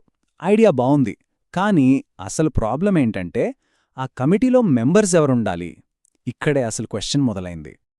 అప్పుడు స్టూడెంట్స్ ముందు 3 ఆప్షన్స్ వచ్చాయి. ఫస్ట్ ఆప్షన్, స్కూల్లో ఉన్న ప్రతి స్టూడెంట్ ఆ కమిటీలో మెంబర్ అవ్వడం. కాని ఆలోచించండి, ఇది ప్రాక్టికల్గా అస్సలు సాధ్యం కాదు కదా. సరే, సెకండ్ ఆప్షన్, హెడ్ టీచరే కొంతమందిని సెలెక్ట్ చేయడం. కాని అలా చేస్తే అందరి స్టూడెంట్స్ వాయిస్ వినిపించకపోవచ్చు. ఇక ఫైనల్గా థర్డ్ ఆప్షన్, స్టూడెంట్స్ అందరూ కలిసి ఓటింగ్ పెట్టి వాళ్ల తరపున కొంతమందిని ప్రతినిధులుగా ఎన్నుకోవడం. చాలామందికి ఇదే కరెక్ట్ అనిపించింది. చూసారా, ఇక్కడే మనకు రిప్రజెంటేటివ్ అనే ఒక ఇంపార్టెంట్ వర్డ్ వస్తుంది. రిప్రజెంటేటివ్ అంటే ఎవరంటే ఒక పర్సన్ లేదా ఒక గ్రూప్ తరపున మాట్లాడటానికి, వాళ్ల కోసం డెసిషన్స్ తీసుకోవడానికి ఎలెక్ట్ అయిన వ్యక్తి. ఆ స్కూల్ కమిటీలో లాగే మన గవర్నమెంట్ సిస్టంలో కూడా ప్రజలు తమ తరపున రిప్రజెంటేటివ్స్ని ఎన్నుకుని పార్లమెంట్కి పంపిస్తారన్నమాట. ఈ కాంటెక్స్లోనే అబ్రహాం లింకన్ చెప్పిన ఈ ఫేమస్ కోట్ గుర్తు చేసుకోవాలి. Government of the people, by the people, for the people. అంటే ప్రజల యొక్క, ప్రజల చేత, ప్రజల కోసం పనిచేసే ప్రభుత్వం. డెమోక్రసీకి ఇంతకన్నా మంచి డెఫినిషన్ ఉండదేమా? Functions of government. జనరల్గా ఏ గవర్నమెంట్కైనా 3 మెయిన్ బ్రాంచెస్ ఉంటాయి. ఫస్ట్ది లెజిస్లేటివ్. వీళ్ళేం చేస్తారంటే దేశానికి కావలసిన రూల్స్ అంటే చట్టాలు తయారు చేస్తారు. సెకండ్ది ఎగ్జిక్యూటివ్. వీళ్ళు ఆ చట్టాలని అమలు చేస్తారు, అంటే ఇంప్లిమెంట్ చేస్తారు. ఇక థర్డ్ది జ్యుడిషియరీ. వీళ్ళు ఆ చట్టాలను అందరూ ఫాలో అవుతున్నారా లేదా అని చూస్తూ జస్టిస్ అందిస్తానన్నమాట. రైట్, ఇప్పటిదాకా మనం గవర్నమెంటు, డెమోక్రసీ గురించి బేసిక్స్ తెలుసుకున్నాం. ఇప్పుడు అసలు ప్రపంచంలో ఉన్న రకరకాల ప్రభుత్వాల మధ్య తేడాలేంటో, అవి ఒకదానికొకటి ఎలా డిఫరెంట్గా ఉంటాయో చూద్దాం. What makes governments different? అసలు ఒక గవర్నమెంట్కి ఇంకో గవర్నమెంట్కి ఉన్న డిఫరెన్స్ ఎలా తెలుసుకోవాలి? దీనికోసం మనం ఒక 4 సింపుల్ క్వశ్చన్స్ వేసుకోవచ్చు. నంబర్ 1, ప్రభుత్వానికి పవర్ ఎక్కడ్నుంచి వస్తోంది? అంటే డెమోక్రసీలో అయితే ప్రజల నుంచి వస్తుంది, అదే మొనార్కీ అంటే రాజరికంలో అయితే వారసత్వంగా వస్తుంది. నంబర్ 2, ఆ గవర్నమెంట్ ఎలా ఫామ్ అవుతోంది? ఎలక్షన్స్ ద్వారానా, లేక ఎవరైనా అపాయింట్ చేస్తున్నారా? నంబర్ 3, దాని స్ట్రక్చర్ ఎలా ఉంది? ఇక లాస్ట్ది నంబర్ 4, ఆ గవర్నమెంట్ ఏ గోల్స్ కోసం పనిచేస్తోంది? ఓకే, ఇప్పుడు మనం ఇంకొంచెం డీప్గా వెళ్దాం. డెమోక్రసీలోనే ఉన్న వేర్వేరు రకాల గురించి తెలుసుకుందాం. ఎందుకంటే ప్రపంచంలో ఉన్న డెమోక్రసీలు అన్నీ ఒకేలా ఉండవు. వాటిలో కూడా చాలా వేరియేషన్స్ ఉంటాయి. Democratic governments around the world. ఏ దేశంలో డెమోక్రసీ ఉన్నా అది కొన్ని ఫండమెంటల్ ప్రిన్సిపల్స్ మీద బేస్ అయి ఉంటుంది. అవేంటంటే ఈక్వాలిటీ అంటే అందరూ సమానమే అని, ఫ్రీడమ్ అంటే స్వేచ్ఛ, రిప్రజెంటేటివ్ పార్టిసిపేషన్ అంటే మనం ఎన్నుకున్న ప్రతినిధులు పాలనలో పాల్గొనటం, ఫండమెంటల్ రైట్స్ అంటే మనకు కొన్ని ప్రాథమిక హక్కులు ఉండటం, అండ్ ఫైనలీ ఇండిపెండెంట్ జ్యుడిషియరీ అంటే స్వతంత్రంగా పనిచేసే న్యాయ వ్యవస్థ.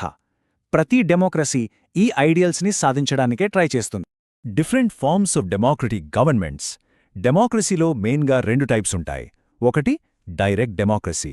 పేర్లోనే ఉంది కదా, ఇక్కడ సిటిజన్స్ అందరూ డైరెక్ట్గా రూల్స్ చేయడంలో, డెసిషన్స్ తీసుకోవడంలో పాల్గొంటారు. కానీ ఇది చాలా చిన్న పాపులేషన్ ఉన్న చోట్లే వర్కౌట్ అవుతుంది. ఇక రెండోది రిప్రజెంటేటివ్ డెమోక్రసీ. ఇక్కడ ప్రజలు డైరెక్ట్గా కాకుండా తమ తరపున పాలించడానికి కొంతమందిని ప్రతినిధులుగా ఎన్నుకుంటారు.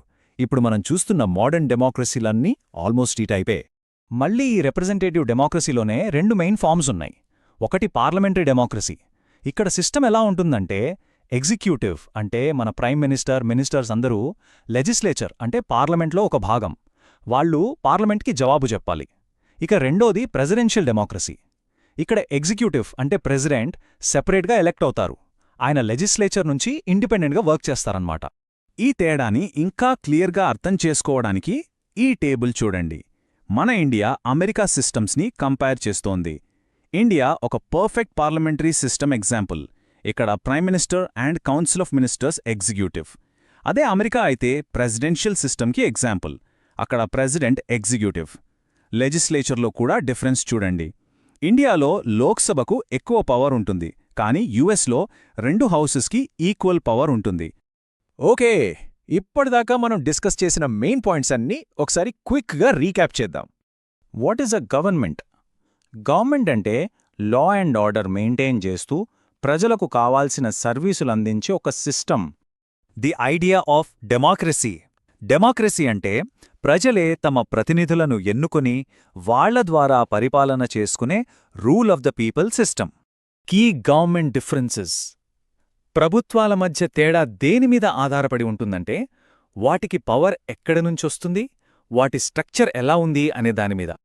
Types of democratic government. డెమోక్రసీలోనే మళ్ళీ డైరెక్ట్, రిప్రజెంటేటివ్, అలాగే పార్లమెంటరీ, ప్రెసిడెన్షియల్ లాంటి వేర్వేరు రకాలున్నాయి. సో ఫైనల్గా ఒక క్వశ్చన్.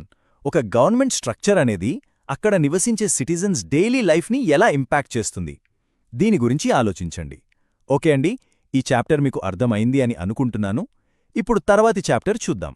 ఇప్పుడు మనం chapter 10 the constitution of India and introduction అంటే మన భారత రాజ్యాంగం గురించి ఒక పరిచయం చూద్దాం. మనందరికీ జనవరి 26 అంటే రిపబ్లిక్ డే గురించి బాగా తెలుసు. ఆ రోజు మనం ఎంతో గర్వంగా జరుపుకుంటాం. ఎందుకంటే 1950లో సరిగ్గా అదే రోజున మన దేశానికి ఒక దిశానిర్దేశం చేసే అతి ముఖ్యమైన గ్రంథం మన భారత రాజ్యాంగం అమలులోకొచ్చింది. అందుకే ఆ రోజు మనకు అంత ప్రత్యేకం. సరే, ఇంత గొప్పది అంటున్నాం కదా, అసలు రాజ్యాంగమంటే ఏంటి? మన ఫస్ట్ సెక్షన్ ఇదే, వాట్ ఈజ్ ఎ కాన్స్టిట్యూషన్. అసలొక దేశానికి ఇది ఎందుకు అవసరం? దీన్ని సింపుల్గా అర్థం చేసుకుందాం. ఒక్కసారి ఊహించుకోండి, ఎలాంటి రూల్స్ లేకుండా కబడ్డీ ఆడితే ఏమవుతుంది? అంతా గందరగోళం, గొడవలు, అంతే కదా?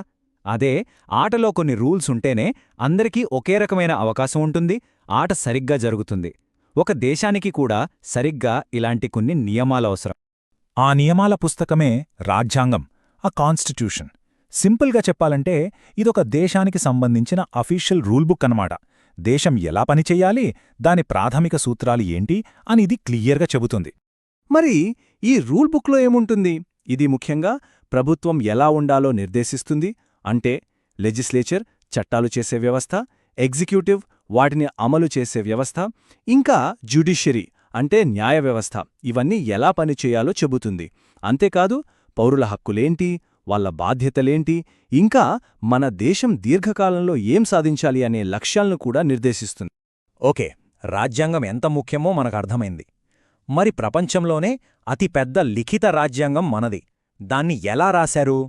మన నెక్స్ట్ సెక్షన్ అదే, writing the constitution of India.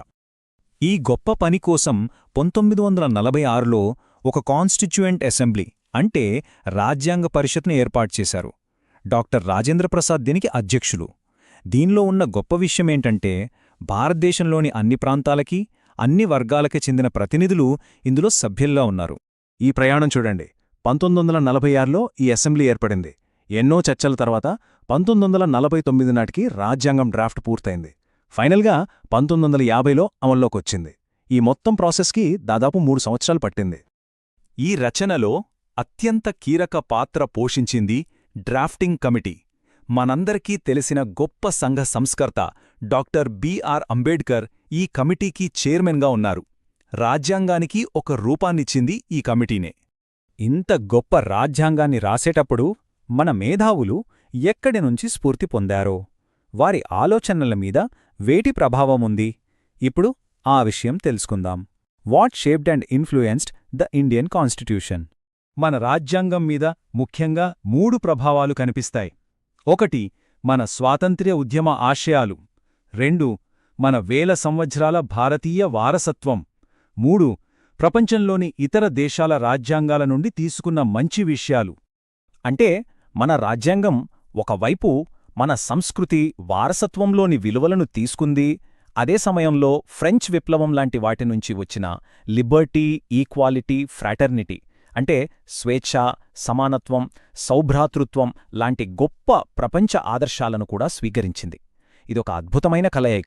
సరే, మరి ఇంత స్ఫూర్తితో రాసిన మన రాజ్యాంగంలో ఉన్న ముఖ్యమైన లక్షణాలేంటి? దేశాన్ని నడిపించే ఆ మూల సూత్రాలేవి? మన next section key features of the constitution of India. రాజ్యాంగంలో ఈ 3 చాలా ముఖ్యమైన అంశాలు. 1. Fundamental rights. ఇవి ప్రతి పౌరుడికి ప్రభుత్వం గ్యారంటీ ఇవ్వాల్సిన ప్రాథమిక హక్కులు. 2. ఫండమెంటల్ డ్యూటీస్, అంటే దేశం పట్ల ప్రతి పౌరుడికుండే బాధ్యతలు. 3. Directive principles. ఇవి ప్రభుత్వం దేశాన్ని ముందుకు నడపడానికి పాటించాల్సిన మార్గదర్శక సూత్రాలు. అయితే ఈ ఫండమెంటల్ రైట్స్కి, డైరెక్టివ్ ప్రిన్సిపల్స్కి మధ్య ఒక ముఖ్యమైన తేడా ఉంది. మన ప్రాథమిక హక్కులకు ఏదైనా ఇబ్బంది వస్తే మనం కోర్టుకి వెళ్ళవచ్చు. అవి చట్టపరంగా అమలు చేయబడతాయి. కానీ డైరెక్టివ్ ప్రిన్సిపల్స్ అనేవి ప్రభుత్వానికి సలహాలు, మార్గదర్శకాలు మాత్రమే. అవి దేశం చేరుకోవాల్సిన పెద్ద లక్ష్యాలు. 70 ఏళ్ల క్రితం రాసిన రూల్స్ ఇప్పటికీ సరిపోతాయా? మంచి ప్రశ్న కదా. ఇక్కడే మన రాజ్యాంగంలోని ఒక గొప్ప విషయం బయటపడుతుంది. అదే మన final section, the constitution is a living document. Living document అంటే జీవమున్న పత్రం అని అర్థం. అంటే ఇది ఎప్పుడో రాసిపెట్టిన ఒక రాయి కాదు. కాలంతో పాటు సమాజం మారుతుందని, కొత్త అవసరాలు వస్తాయని మన రాజ్యాంగ నిర్మాతలకి ముందే తెలుసు. అందుకే రాజ్యాంగాన్ని మార్చడానికి, అంటే అమెండ్మెంట్స్ చేయడానికి ఒక పద్ధతిని కూడా అందులోనే పొందుపరిచారు. కొన్ని ఉదాహరణలు చూద్దాం. 2004లో మన ఇళ్లమీద జాతీయ జెండా ఎగరేసే హక్కు ఒక సవరణ ద్వారానే వచ్చింది. అలాగే 1976లో ప్రాథమిక విధులను, 1992లో పంచాయతీరాజ్ వ్యవస్థను రాజ్యాంగంలో చేర్చారు. ఇలా మన రాజ్యాంగం కాలానికి అనుగుణంగా తనను తాను మార్చుకుంటూ ఎప్పటికీ సజీవంగా ఉంటుంది. What is a constitution? రాజ్యాంగమంటే ఒక దేశాన్నే నడిపే అధికారిక నియమాల పుస్తకం. Writing the constitution of India. మన రాజ్యాంగాన్ని రాజ్యాంగ పరిషత్ దాదాపు 3 సంవత్సరాల పాటు రచించింది. What shaped and influenced the Indian constitution? మన స్వాతంత్ర్య పోరాటం, వారసత్వం, ఇంకా ప్రపంచంలోని గొప్ప ఆలోచనలు దీనికి స్ఫూర్తినిచ్చాయి. Key features of the constitution of India. ప్రాథమిక హక్కులు, విధులు, ఇంకా ఆదేశిక సూత్రాలు దీనిలోని ముఖ్యమైన అంశాలు. The constitution is a living document. ఇది సవరణల ద్వారా కాలానికి అనుగుణంగా మారుతూ ఎప్పటికీ సజీవంగా ఉండే ఒక పత్రం. ఓకే అండి, ఈ చాప్టర్ మీకు అర్థమైంది అని అనుకుంటున్నాను. ఇప్పుడు తర్వాతి చాప్టర్ చూద్దాం. ఇప్పుడు మనం chapter 11 from barter to money, అంటే వస్తుమార్పిడి నుండి డబ్బు వరకు అనే ఈ అధ్యాయం గురించి తెలుసుకుందాం. ఒక్కసారి ఆలోచించండి. అసలు డబ్బే లేనప్పుడు పాతకాలంలో మనుషులు వాళ్లకు కావలసిన వస్తువుల్ని ఎలా కొనుక్కునేవాళ్ళు? ఇక్కడ చూడండి, ఈ రైతు దగ్గర అమ్మడానికి ఒక ఎద్దు ఉంది. కాని అతనికి చాలా వస్తువులు కావాలి. మరతనేం చేయాలి? సరే, ఈ ప్రశ్నకు సమాధానం తెలియాలంటే మనం ముందుగా బార్టర్ సిస్టమ్ గురించి తెలుసుకోవాలి. బార్టర్ సిస్టమ్ అంటే చాలా సింపుల్ అండి. డబ్బు అనేది లేకుండా ఒక వస్తువు ఇచ్చి ఇంకో వస్తువు తీసుకోవడం. ఉదాహరణకు, మీ దగ్గర ఒక ఎక్స్ట్రా ఎరేజర్ ఉంది, కానీ మీకు పెన్సిల్ కావాలి. మీ ఫ్రెండ్ దగ్గర ఒక ఎక్స్ట్రా పెన్సిల్ ఉంది, కానీ అతనికి ఎరేజర్ కావాలి. అప్పుడు మీరిద్దరూ మార్చుకుంటారు కదా. అదే బార్టర్ సిస్టమ్ అన్నమాట. మరి పాతకాలంలో, అంటే నాణేలు రాకముందు, ప్రజలు గవ్వలు, ఉప్పు, టీ, పొగాకు, బట్టలు, ఇంకా ఆవులు, మేకల్లాంటి పశువుల్ని, విత్తనాల్ని కూడా ఒకరికొకరు మార్చుకునేవాళ్లు. వీటినే కమోడిటీస్ అనేవాళ్లు. Section 2, why do we need money? అంతా బానే ఉంది కదా. మరి మనకు డబ్బుతో పనేముంది? అసలు డబ్బు ఎందుకు అవసరమైంది? ఈ బార్టర్ సిస్టంలో ఉన్న అసలైన సమస్యలేంటో తెలుసుకోవడానికి మళ్ళీ మనం ఆ రైతు కథ దగ్గరకే వెళ్దాం. చూడండి, ఆ రైతు దగ్గర ఉన్నది ఒకే ఒక్క ఎద్దు. కాని అతనికి బూట్లు, ఒక స్వెటర్, ఇంకా మందులు కావాలి. ఈ 3 వేర్వేరు వస్తువులను ఒకే ఎద్దుతో ఎలా కొనగలడు? ఇక్కడే అసలు చిక్కు వచ్చిపడింది. బార్టర్ సిస్టంలో అతిపెద్ద తలనొప్పి డబుల్ కోయిన్సిడెన్స్ ఆఫ్ వాంట్స్. అంటే ఏంటి? సింపుల్గా చెప్పాలంటే, రైతు తన ఎద్దును అమ్మాలనుకున్నప్పుడు ఆ ఎద్దు అవసరమున్న వ్యక్తి దొరకాలి. అంతేకాదు ఆ వ్యక్తి దగ్గర రైతుకు కావలసిన బూట్లు, స్వెటర్, మందులు ఈ 3 వస్తువులు కూడా ఉండాలి. అలా జరగడం చాలా కష్టం కదా. మరో సమస్య ఏంటంటే common standard measure of value లేకపోవడం. అంటే ఒక వస్తువు విలువ ఎంత అని చెప్పడానికి ఒక లెక్క లేదు. ఒక ఎద్దు విలువ ఎన్ని జతల బూట్లకు సమానం, లేదా ఒక స్వెటర్కు ఎంత, ఇది ఎవరు నిర్ణయిస్తారు? చాలా కష్టం. అలాగే ఎద్దు ఒక పెద్ద జంతువు. దాన్ని మనం ముక్కలుగా కోసి ఇవ్వలేం కదా. రైతుకు కేవలం ఒక స్వెటర్ మాత్రమే కావాలనుకుంటే ఎద్దుల్లోంచి ఒక చిన్న ముక్కను ఇవ్వలేడు కదా. ఈ సమస్యనే మనం టెక్నికల్గా డివిజిబిలిటీ అంటాం. అంటే ఒక వస్తువును చిన్న చిన్న భాగాలుగా విడగొట్టగలగడం. పశువుల లాంటి వాటికి ఈ లక్షణం ఉండదు. ఇది బార్టర్ సిస్టంలో ఒక పెద్ద లోపం. సరే, ఆ రైతు కష్టపడి ఎలాగోలా తన ఎద్దునిచ్చేసి దానికి బదులుగా కొన్ని గోధుమల బస్తాలు తీసుకున్నాడనుకుందాం. ఇక్కడితో సమస్యలు అయిపోయాయా? లేదండి, కొత్త సమస్యలు మొదలయ్యాయి. ఆ బస్తాలను మోయడం కష్టం, వాటిని ఇంట్లో దాచుకోవడం ఇంకా కష్టం. ఎందుకంటే గోధుమలు పాడైపోవచ్చు, లేదా ఎలుకలు తినేయొచ్చు. ఇక్కడ మనం 2 ముఖ్యమైన విషయాలు గమనించాలి: పోర్టబిలిటీ మరియు డ్యూరబిలిటీ. పోర్టబిలిటీ అంటే ఒక వస్తువును తేలికగా ఒక చోట నుంచి ఇంకో చోటికి తీసుకెళ్లగలగడం. డ్యూరబిలిటీ అంటే అది పాడవకుండా ఎక్కువ కాలం నిల్వ ఉండగలగడం. గోధుమ లాంటి వాటికి ఈ 2 లక్షణాలు చాలా తక్కువ. సో ఇన్ని సమస్యలు ఉన్నాయి కాబట్టే వీటన్నింటికీ ఒకే ఒక్క పరిష్కారంగా వచ్చిందే డబ్బు. ఇప్పుడు డబ్బు చేసే ముఖ్యమైన పనులేంటో చూద్దాం. డబ్బుకు ముఖ్యంగా 4 విధులున్నాయి. 1 మీడియం ఆఫ్ ఎక్స్చేంజ్, అంటే వస్తువులు కొనడానికి, అమ్మడానికి ఇదొక మాధ్యమంగా పనిచేస్తుంది. 2 స్టోర్ ఆఫ్ వాల్యూ, అంటే డబ్బును మనం ఎక్కువ కాలం పాడవకుండా దాచుకోవచ్చు. 3 కామన్ మెజర్ ఆఫ్ వాల్యూ, అంటే ప్రతి వస్తువు విలువ ఎంత అని చెప్పడానికి ఒక కొలమానంగా పనిచేస్తుంది. ఇక 4 స్టాండర్డ్ ఆఫ్ డిఫర్డ్ పేమెంట్, అంటే భవిష్యత్తులో చేసే అప్పులు, చెల్లింపులకు కూడా డబ్బు ఉపయోగపడుతుంది. Section 4 the journey of money.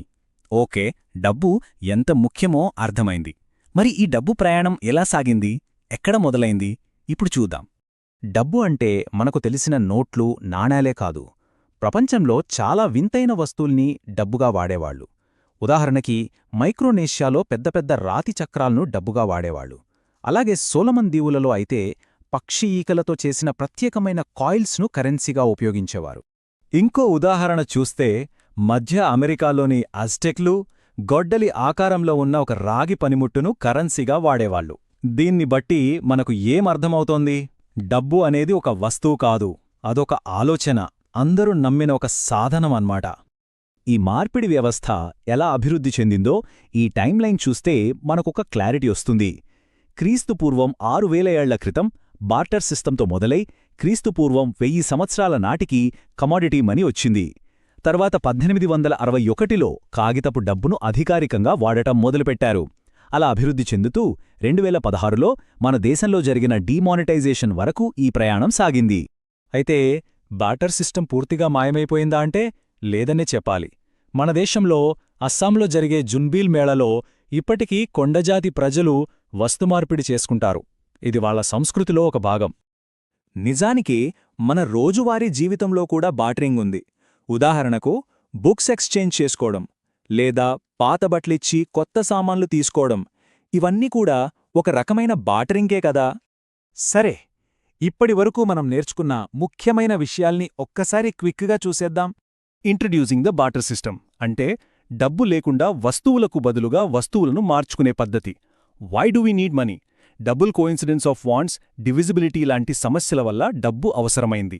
Basic functions of money: డబ్బు మార్పిడికి, విలువను దాచుకోవడానికి, ఇంకా విలువను కొలవడానికి ఉపయోగపడుతుంది. ద జర్నీ ఆఫ్ మనీ: డబ్బు రాళ్ల రూపం నుండి కాగితం రూపంలోకి, ఇప్పుడు డిజిటల్ రూపంలోకి మారింది. ఒక ప్రముఖ ఆర్థికవేత్త చెప్పినట్లు, డబ్బు అనేది వర్తమానానికి, భవిష్యత్తుకు మధ్య ఉన్న ఒక వారధి అయితే, మరి భవిష్యత్తులో డబ్బు స్వరూపం ఇంకెలా ఉండబోతోంది? ఓకే అండి, ఈ చాప్టర్ మీకు అర్థమైంది అనుకుంటున్నాను. ఇప్పుడు తర్వాతి చాప్టర్ చూద్దాం. ఇప్పుడు మనం చాప్టర్ 12 అండర్స్టాండింగ్ మార్కెట్స్, అంటే మనం మార్కెట్ల గురించి తెలుసుకోబోతున్నామన్నమాట. మన చుట్టూ చూస్తే మనం రోజూ వాడే వస్తువులు చాలా ఉంటాయి గదా. కూరగాయలు, మనం వేసుకునే బట్టలు, ఫోన్లు, ఇలాంటివన్నీ ఎక్కడో ఉత్పత్తి అవుతాయి. మరి అవన్నీ మనదాకా ఎలా వస్తున్నాయి? ఎప్పుడైనా ఆలోచించారా? దానికి సమాధానమే మార్కెట్లు.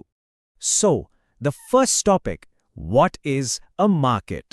సింపుల్గా చెప్పాలంటే మార్కెట్ అంటే ఒక వస్తువును అమ్మేవాళ్లు కొనేవాళ్లు కలిసే ఒక చోటు. అది మనకు తెలిసిన బజార్ లాంటి ఫిజికల్ ప్లేస్ అయినా అవ్వచ్చు, లేదా ఈ రోజుల్లో మనం వాడుతున్నట్టు ఆన్లైన్ ప్లాట్ఫామ్ అయినా అవ్వచ్చు. అయితే మార్కెట్ అంటే కేవలం వస్తువుల అమ్మకం కొనడం మాత్రమే కాదు, అది మనుషుల్ని, వాళ్ళ సంప్రదాయాల్ని, ఇంకా కొత్త కొత్త ఆలోచనల్ని కూడా కలుపుతుంది. ఓకే, ఇప్పుడొక హిస్టారికల్ ఎగ్జాంపుల్ చూద్దాం. The glorious Hampi bazaar. ఇది కర్ణాటకలోని హంపీ బజార్. ఒకప్పుడు అంటే సుమారు 16వ శతాబ్దంలో విజయనగర సామ్రాజ్యం ఉన్నప్పుడు ఇది చాలా ఫేమస్, ఇంకా చాలా సంపన్నమైన మార్కెట్. ఇది ఎక్కడుండేదంటే అక్కడి ఫేమస్ విరూపాక్ష టెంపుల్కి టీక్ ఎదురుగా ఉండేది. దీని గురించి ఒక ఇంట్రెస్టింగ్ విషయం ఏంటంటే, డొమింగో స్పేస్ అనే ఒక పోర్చుగీస్ ట్రావెలర్ హంపీని the best provided city in the world అని వర్ణించాడు. అంటే ప్రపంచంలోనే అన్ని వసతులున్న నగరమని. ఎందుకలా అన్నాడంటే, అక్కడ ధాన్యాలు, పట్టు, జంతువులు, జ్యువెలరీ, ఇంకా విలువైన రాళ్ళు, ఇలా ఒకటేమిటి అన్నీ దొరికేవి. అంత పెద్ద వ్యాపారం జరిగేదక్కడ. సరే, మరి మార్కెట్లో వస్తువుల ధరలు ఎలా నిర్ణయిస్తారు? Let's see how prices are determined. ఏ మార్కెట్ అయినా సరిగ్గా పనిచేయాలంటే దానికి మూడు ముఖ్యమైన ఎలిమెంట్స్ కావాలి. ఒకటి కొనేవాళ్లు, అంటే బయర్. 2 అమ్మేవాళ్లు, అంటే సెల్లర్. ఇంకా మూడోది వీళ్ళిద్దరూ ఒప్పుకునే ఒక ధర, అదే ప్రైస్. చాలాసార్లు ఈ ప్రైస్ అనేది బేరమాడి ఒక అండర్స్టాండింగ్కి వచ్చాకే ఫిక్స్ అవుతుంది. ఒక చిన్న ఉదాహరణ చూద్దాం. ఇప్పుడు ఒక అమ్మే అతనున్నాడు. అతను ధరను చాలా ఎక్కువగా పెట్టాడనుకుందాం. ఫర్ ఎగ్జాంపుల్, కిలోకి 80 రూపాయలు. అప్పుడేమవుతుంది? కొనేవాళ్లు అమ్మో చాలా ఎక్కువ అనుకుని కొనకుండా వెళ్ళిపోతారు. సో అక్కడ సేల్ అనేది జరగదు. సరే, ఇప్పుడు రెండో సినారియో చూద్దాం. ఒకవేళ ఆ అమ్మేవాడు ధరను చాలా తక్కువ పెట్టేశాడనుకోండి, కిలోకి 20 రూపాయలు అని. అప్పుడేమవుతుంది? స్టాక్ అంతా వెంటనే అయిపోతుంది. కాని అమ్మిన అతనికి లాభం అనేది రాదు. సో ఇది కూడా అతనికి వర్కౌట్ అవ్వదు. అంటే ఇక్కడ అసలు పాయింట్ ఏంటంటే, ఎక్కువ కాకుండా మరీ తక్కువ కాకుండా కొనేవాళ్లకి అమ్మేవాళ్లకి మధ్య జరిగే ఈ ఇంటరాక్షన్తోనే ఒక కరెక్ట్ ప్రైజ్ అనేది సెట్ అవుతుంది. దీన్నే మనం జస్ట్ రైట్ ప్రైజ్ అనొచ్చు. ఉదాహరణకి, కిలోకి 40 రూపాయలు. ఈ ధరకు అమ్మేవాడికి లాభం వస్తుంది, కొనేవాళ్లు కూడా హ్యాపీగా కొంటారు. ఓకే, ఇప్పుడు మన చుట్టూ ఉన్న మార్కెట్ల గురించి చూద్దాం. మార్కెట్స్ అరౌండర్స్. మన చుట్టూ ఉన్న మార్కెట్లను మనం 2 రకాలుగా చూడొచ్చు. ఒకటి ఫిజికల్ మార్కెట్స్, అంటే కొనేవాళ్లు అమ్మేవాళ్లు డైరెక్ట్గా కలుసుకునే ప్లేసెస్. మన వీక్లీ మార్కెట్లు, మన ఏరియాలో ఉండే షాపులు, మాల్సో, ఇవన్నీ దీని కిందకే వస్తాయి. రెండోది ఆన్లైన్ మార్కెట్స్. ఇక్కడంతా డిజిటల్గానే జరుగుతుంది. షాపింగ్ యాప్స్, వెబ్సైట్స్ ద్వారా మనం కొంటాం కదా, అదన్మాట. మార్కెట్లని ఇంకో విధంగా కూడా డివైడ్ చేయొచ్చు. అదేంటంటే డొమెస్టిక్ మార్కెట్స్ మరియు ఇంటర్నేషనల్ మార్కెట్స్. డొమెస్టిక్ అంటే ఒక దేశం సరిహద్దుల లోపల జరిగే వ్యాపారం. అదే ఇంటర్నేషనల్ మార్కెట్స్ అంటే దేశాల మధ్య జరిగే వ్యాపారం. అంటే ఇందులో వేరే దేశాల్నుంచి కొనడం, అంటే ఇంపోర్ట్స్, ఇంకా వేరే దేశాలకి అమ్మడం, అంటే ఎక్స్పోర్ట్స్ ఉంటాయి. ఇక చివరిగా ఇంకో 2 ముఖ్యమైన market types, wholesale and retail markets. ఒక వస్తువు మన దగ్గరికి రావడానికి ఒక ప్రాసెస్ ఉంటుంది. దాన్ని సప్లై చైన్ అంటాం. చూడండి, ఫస్ట్ ప్రొడ్యూసర్, అంటే ఆ వస్తువును తయారుచేసే వ్యక్తి. అతని దగ్గర నుంచి హోల్సేలర్, అంటే టోకు వ్యాపారి, బల్క్గా పెద్ద మొత్తంలో కొంటాడు. ఆ తర్వాత రీటైలర్, అంటే మన దగ్గరలో ఉండే కిరాణా షాప్ లాంటి వాళ్ళు. ఈ హోల్సేలర్ దగ్గర నుంచి తక్కువ క్వాంటిటీలో కొని వాళ్ల షాపుల్లో అమ్ముతారు. చివరిగా మనలాంటి వాళ్ళు, అంటే కన్జ్యూమర్, ఆ రీటైలర్ దగ్గర కొని వాడుకుంటాం. ఇప్పుడు మనం ఓవరాల్ సమ్మరీ చూద్దాం. What is a market? సింపుల్గా వస్తువులను కొనేవాళ్లు అమ్మేవాళ్లు కలిసే చోటు. The glorious Hampi bazaar. ఇది విజయనగర కాలంలోని ఒక ఫేమస్ చారిత్రాత్మక market. How prices are determined. కొనేవాళ్లకి అమ్మేవాళ్లకి మధ్య ఇంటరాక్షన్తో ఒక కరెక్ట్ ధర అనేది సెట్ అవుతుంది. Markets around us. మన చుట్టూ ఫిజికల్, ఆన్లైన్, డొమెస్టిక్, ఇంటర్నేషనల్ అని చాలా రకాల మార్కెట్లు ఉంటాయి. Wholesale and retail markets. ఒక వస్తువు ప్రొడ్యూసర్ నుంచి హోల్సేలర్, రీటైలర్ ద్వారా మనలాంటి కన్జ్యూమర్కి చేరుతుంది. ఓకే అండి, ఈ చాప్టర్ మీకు అర్థమైంది అని అనుకుంటున్నాను. మనమిప్పుడు NCERT class 6th social book టోటల్గా కంప్లీట్ చేశాం. ఈ వీడియో మీకు ఉపయోగపడితే ప్రదీప్ స్మార్ట్ క్లాసెస్ ఛానల్ను సబ్స్క్రైబ్ చేయండి, పక్కనే ఉన్న బెల్ ఐకాన్ను నొక్కండి, లైక్ చేయండి, మీ ఫ్రెండ్స్ అండ్ ఫ్యామిలీ మెంబర్స్తో షేర్ చేయండి. మరి ఒక ఎన్సీఈఆర్టీ బుక్తో మళ్ళీ కలుద్దాం. ధన్యవాదాలు. Thank you.